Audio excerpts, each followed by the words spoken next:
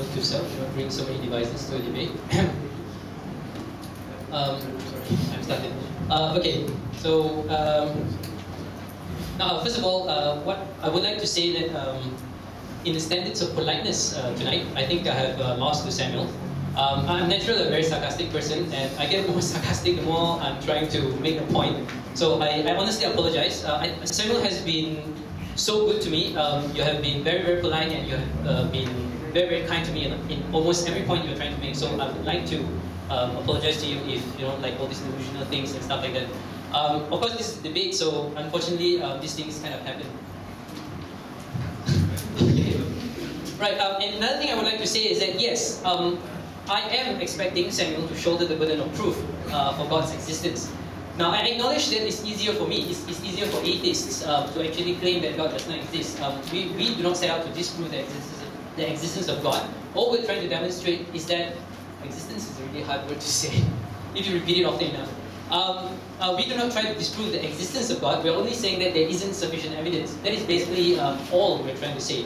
But reiterating the 4 points which I was trying to make earlier, I was trying to demonstrate a few things, and let's put it in terms of how you actually go about approaching a topic that somebody tries to give you, right, in order to encourage you to believe in this something. And if you want to do this, you actually have to assume that you're not currently a believer. Let's say you're just an average person and you're encountering your first religion. Maybe it's Christianity, whatever it is. Right, one of the first things that you would actually expect is that it makes sense. Right, this is an argument for philosophy, all the theological argument, cosmological, which we don't want to talk about today. These are all arguments from philosophy. This is like you as an average human being, after seeing the whole world and so much and so on, can you reason it out to yourself? Does it actually make sense to you? And this is actually the first point, the imperfection of the world does not make sense.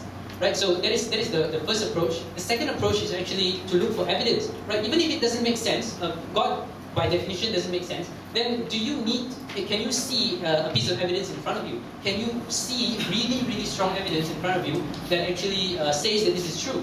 When you make an extraordinary claim, you need extraordinary evidence. This is famously popularized by Carl Sagan.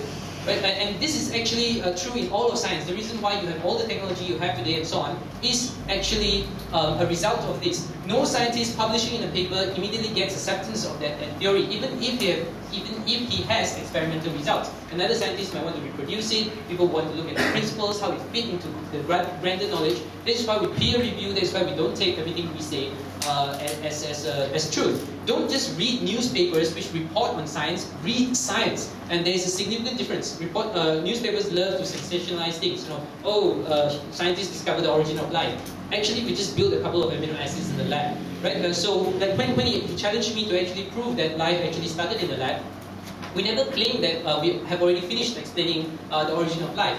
Actually, in my speech earlier, I actually said that we can actually use evolution to explain the complexity of life. The complexity of life is actually what religion has used a lot of the time to try and point to that it can only be designed. The eye is complex, the hand is complex, and so on.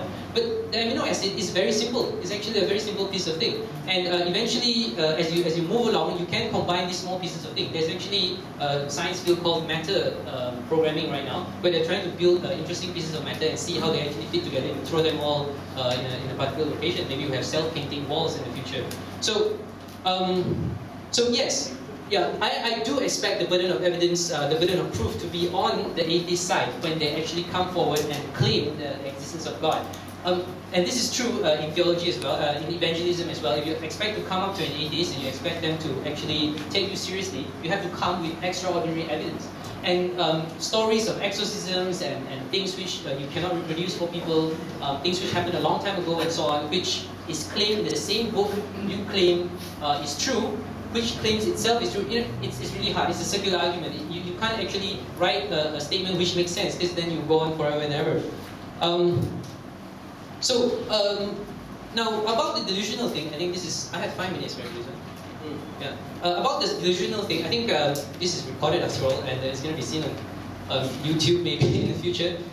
Yes, I have to be honest in that sense. If you ask me by what standard Do I ascribe this? You ask for my opinion. This is my personal standard. If I were to start spouting crap tomorrow, I would call myself delusional. If I were to do wrong things which I think are not right tomorrow, I would call myself wrong. And by my standard, but I don't apply my standards to everybody else in the world, right? So I do believe that other people do have a system of belief.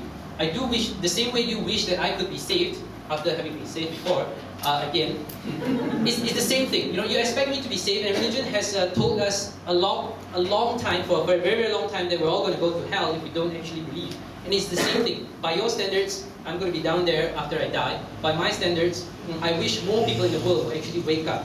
Right? If God was in front of you, you can't see it after the fall. Well, I would say that if logic is right in front of you and it's been there since forever, whether we can see it is just a matter of perspective. Thank you.